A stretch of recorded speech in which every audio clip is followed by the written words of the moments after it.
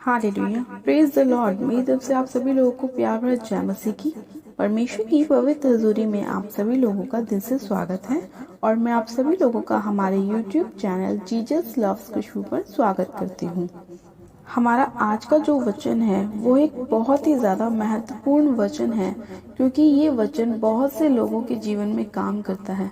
लेकिन बहुत से ऐसे लोग हैं कि जब उनके जीवन में ये वचन आता है तो वो लोग अपने जीवन में स्थिर नहीं रह पाते और बहुत सी चीज़ों में उन्हें निराशाओं को हासिल करना पड़ता है। और बहुत से ऐसे लोग हैं जो इन परिस्थितियों से बाहर निकलते हैं और जीवन के मुकुट को अपने जीवन में प्राप्त करते हैं।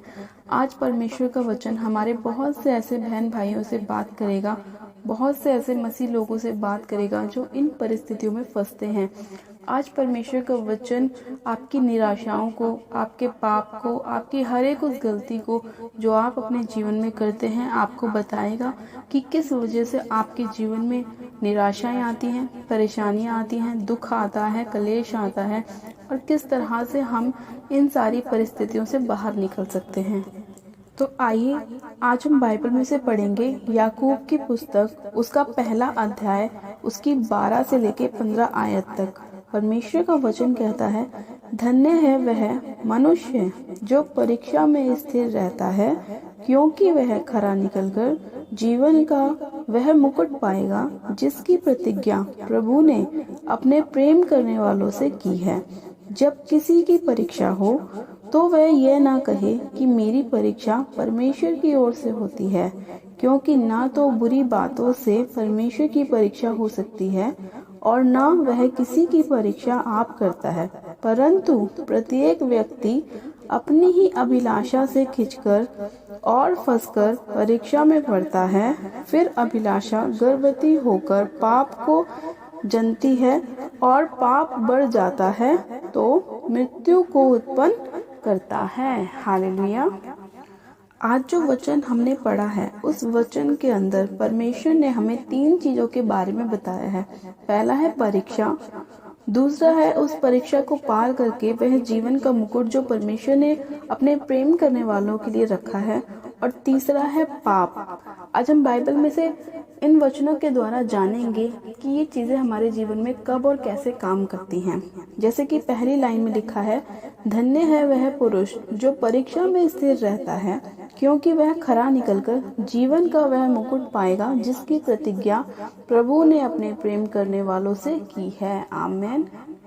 इसका मतलब ये है कि परमेश्वर हमसे ये कहना चाहते हैं कि धन्य है वह मनुष्य जो परीक्षा में स्थिर रहता है। आज बहुत से लोग, मसीह लोग भी ऐसे हैं जिनके जीवन में थोड़ी सी परेशानी आते ही वो लोग परमेश्वर के ऊपर कुड़कुड़ाने लग जाते हैं। वो लोग परमेश्वर को कुछ कुछ कहते हैं कि प्रभु हम तो तुझ पर विश्वास करते हैं, फिर भी हमारे जीवन में निराशाएं क्यों हैं, मेरा बिजनेस क्यों नहीं चल रहा, मेरे जॉब क्यों नहीं लग रही, मुझे बेबी की ब्लेसिंग क्यों नहीं मिल रही, मेरी मैरिज क्यों नहीं हो रही। आज बहुत से लोग ऐसे हैं जो परमेश्वर के ऊपर कुड़कुड़ाते हैं कि मैं तो तेरे ऊपर 10 साल से विश्वास करता हूँ, फिर भी मैं चंगा क्यों नहीं हो रहा हूँ। आज ना जाने कैसे कैसे लोगों के जीवन में कैसी कैसी परिस्थितियां हैं, लेकिन वो परिस्थितियां उनके जीवन में किस वजह से आती हैं। आज वो परिस्थिति प्रत्येक व्यक्ति के जीवन में इसलिए आती है क्योंकि परमेश्वर का वचन कहता है 14 आयत में कि प्रत्येक व्यक्ति अपनी ही अभिलाषा से खिंचकर और फंसकर परीक्षा में पड़ता है। फिर अभिलाषा गर्भवती होकर पाप को जनती है और पाप मृत्यु को लेकर आता है। यानी कि आज आपके मन में बहुत सारे सवाल होंगे, आज आपके मन में बहुत सारी इच्छाएं होंगी, बहुत सारी लालसाएं होंगी कि हम ये भी करें, हम वो भी करें, हमारे पड़ोसी के पास इतना पैसा है तो हमारे पास भी होना चाहिए, हमारे रिश्तेदार के पास फलानी गाड़ी है तो हमारे पास भी होनी चाहिए। आज बहुत से लोगों के जीवन में यही चीज़ें चलती रहती हैं। आज मसीह लोगों के जीवन में भी ये चीज़ें चलती रहती हैं। एक दूसरे को देख के खुश नहीं होते हैं, एक दूसरे को देख के जेलस रखते हैं, और यही सारी चीज़ें क्या करती हैं, पाप को लेकर आती हैं, परीक्षा को लेकर आती हैं। जब एक व्यक्ति की परीक्षा होती है, परमेश्वर ने कहा कि ना तो प्रभु अच्छी बातों से किसी की परीक्षा करता है और ना किसी की बुरी बातों से परीक्षा करता है। हालेलुया। परीक्षा कौन करता है? परीक्षा शैतान लेकर आता है आपके जीवन में। क्यों लेकर आता है? क्योंकि आप पाप को जन्म देते हैं अभी अपनी अभिलाषाओं के द्वारा। जब आप अपने मन में एक छोटा सा भी पाप करते हैं, एक छोटी सी भी गलती करते हैं, उस जगह शैतान काम करने लगता है और वो आपके मन में वो सारी चीज़ों को डालता है जो नहीं होनी चाहिए, जो परमेश्वर के विरुद्ध होती है। वो सारी चीज़ें आपके मन में वो डालता है कि देख, तेरे रिश्तेदार के पास तो इतना पैसा है, तेरे पास क्यों नहीं है? तू तो इतने सालों से मसीह करता है, प्रभु को जानता है। देख, तेरे पड़ोसी के पास ये गाड़ी है, तेरे पास क्यों नहीं है? तो आज बहुत से लोगों के मन में ये सारी बातें चलती रहती हैं और इसी की वजह से वो लोग क्या करते हैं, परीक्षाओं में पढ़ते हैं और परीक्षा में पढ़ने के बाद वो पाप को जन्म देते हैं, क्योंकि उनके मन में जलन उत्पन्न होती है, एक दूसरे के खिलाफ बुरे विचार आते हैं और फिर क्या होता है, वो लोग अपनी ही अभिलाषाओं में फंसकर परीक्षा में पढ़ते हैं और फिर पाप करते हैं। इसीलिए परमेश्वर ने कहा है कि धन्य है वह मनुष्य जो परीक्षा में स्थिर रहता है, क्योंकि वह खरा निकलकर जीवन का मुकुट पाएगा, जिसकी प्रतिज्ञा परमेश्वर ने अपने प्रेम करने वालों से की है। यानी कि जब कभी भी आपके जीवन में ऐसी परिस्थिति आए कि आपको लगे कि मेरे पास इतना क्यों नहीं है, आप बोलो कि मेरे पास, मुझे प्रभु देने वाला परमेश्वर है, उसने मुझे आज नहीं तो कल देना है, क्योंकि उसका वायदा है। वो कहता है कि वो अपने प्रेम करने वालों को जीवन का मुकुट देगा। आप जब ऐसा अपने मन में बोलेंगे, आप बोलेंगे यहोवा मेरा चरवाहा है, मुझे किसी भी भली वस्तु की घटी ना होगी, तो आपको किसी भी चीज़ की घटी नहीं होगी। लेकिन हाँ, अगर आप इन वचनों को छोड़कर प्रभु के ऊपर कुड़कुड़ाने लग जाएंगे कि प्रभु मेरे पास क्यों नहीं है पैसा, प्रभु मेरे पास क्यों नहीं है गाड़ी, मेरे पास क्यों नहीं है घर, मेरे पास क्यों नहीं है बिजनेस, तो क्या होगा? आप इन सब चीज़ों के द्वारा अपने आप पाप में फंसेंगे, क्योंकि आपके अंदर गलत चीज़ों की सोच है, आपके अंदर लालच पैदा होता है, आपके अंदर पाप पैदा होता है। इसकी वजह से, पाप आने की वजह से क्या होता है, मृत्यु उत्पन्न होती है, बीमारियां लगती हैं शरीर के अंदर, लोगों को ऐसे ऐसे रोग हो जाते हैं जिनका कोई इलाज नहीं कर सकता।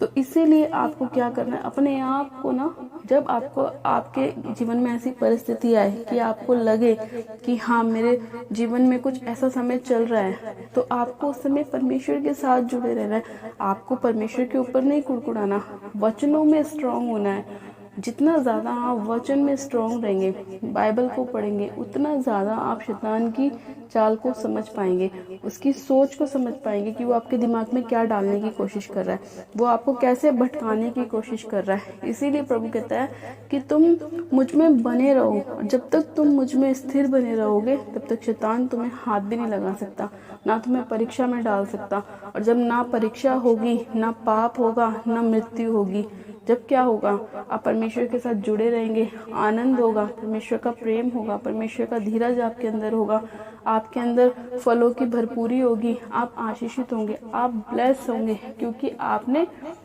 परीक्षा में नहीं आए, आप परमेश्वर के साथ जुड़े रहे और परमेश्वर ने आपको अनंत जीवन दिया, जीवन का मुकुट दिया, जिसका परमेश्वर ने हमसे वायदा किया है। वो जब ही होगा जब हम परमेश्वर के साथ बने रहेंगे। इसीलिए प्रभु कहता है कि तुम मुझ में बने रहो और मैं तुम में बना रहूं। हालेलुया।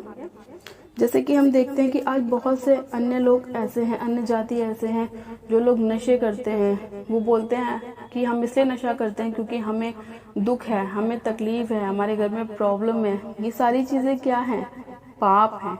इसी वजह से उनके जीवन में ये सारी चीज़ें होती हैं, नशे आते हैं, क्लेश आते हैं और वो नशा करते हैं। इसी वजह से आते हैं ना, क्योंकि वो लोग क्या करते हैं, परमेश्वर के वचन को नहीं जानते और वो अपनी अभिलाषाओं में फंस के, क्या मुझे कोई इंसान जबरदस्ती नशा करा सकता है जब तक कि मैं अपनी मर्जी से ना करूं? क्या आपको कोई जबरदस्ती गलत संगतियों में ले जा सकता है जब तक आप अपनी मर्जी से ना जाएं? ये आपके ऊपर डिपेंड है। परमेश्वर ने आपको स्वयं अपना फैसला करने के लिए बुद्धि दी है, समझ दी है कि आपको अपने जीवन में क्या करना है।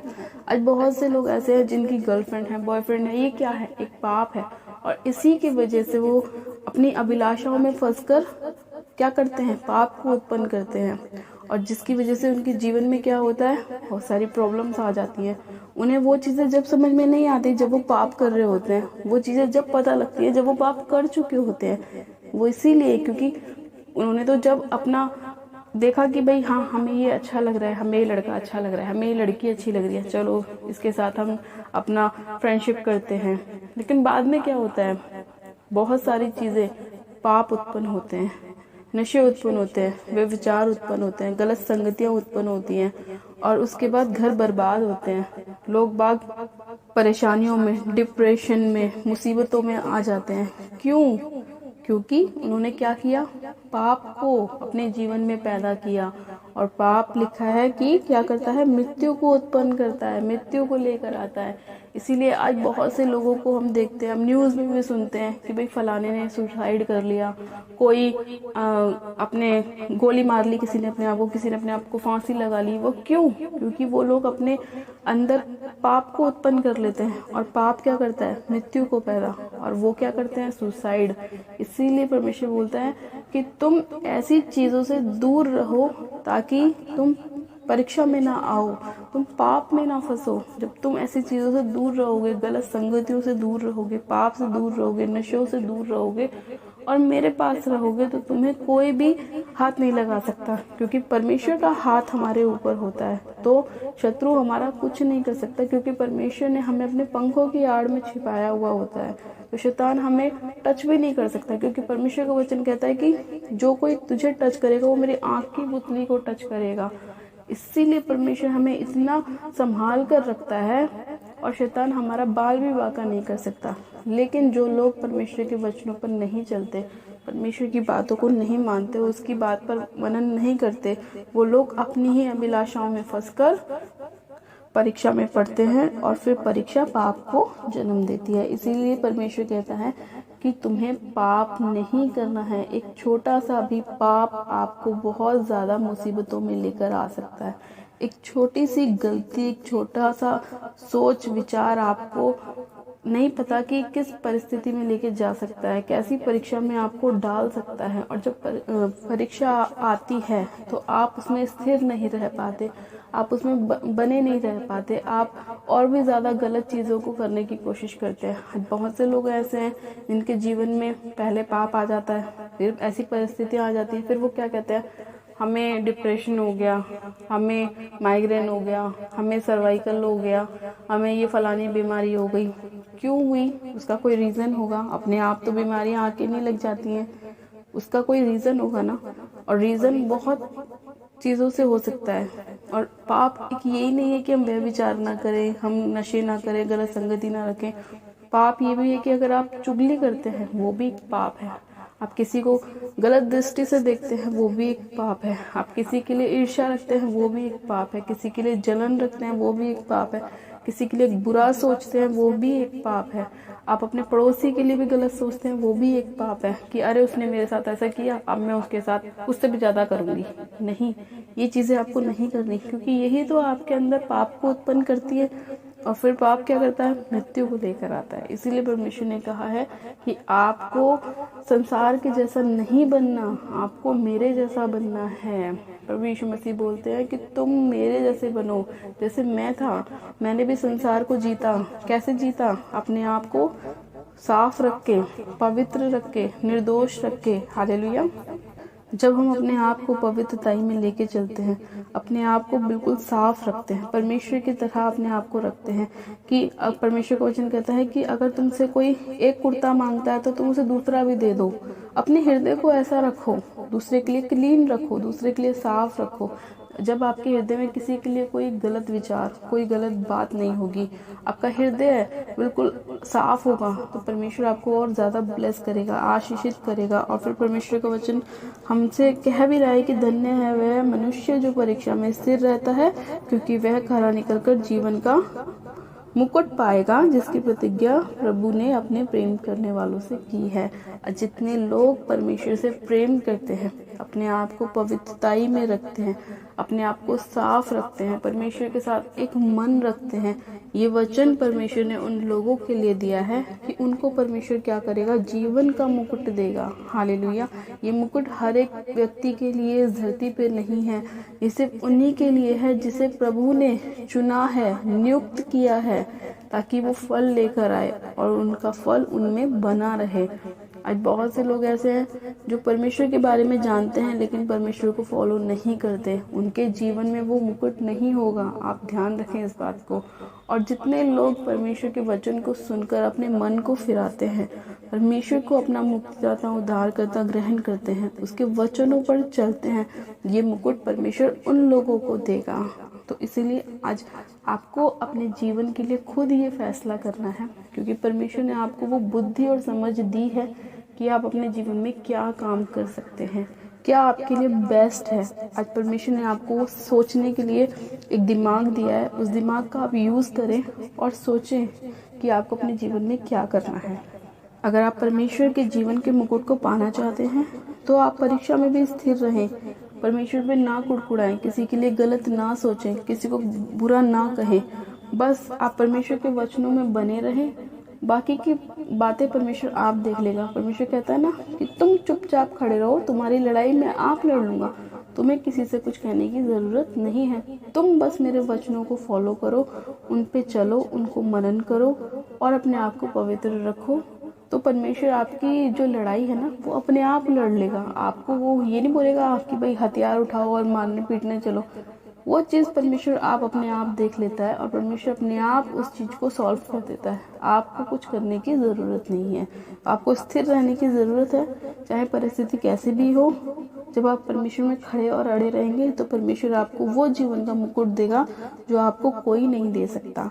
तो परमेश्वर में बने रहें, खड़े रहें, अड़े रहें और परमेश्वर के साथ एक मन रहें, प्रार्थना में लगे रहें, ताकि परमेश्वर आपको बहुत ज़्यादा ब्लेस करे, आशीषित करे और आपकी हर एक परिस्थिति से आपको बाहर निकाले। क्योंकि जो लोग अपनी परीक्षाओं में स्थिर रहते हैं ना, वो बाद में इतने ज़्यादा ब्लेस होते हैं, आशीषित होते हैं, जिसका कोई हिसाब नहीं होता। परमेश्वर इतनी खुशियाँ उनके जीवन में, बरकत उनके जीवन में लेकर आता है कि जितना आप सामने वाले के लिए सोच रहे होते हैं ना कि इसके पास इतना क्यों, उससे डबल आपको परमेश्वर देता है।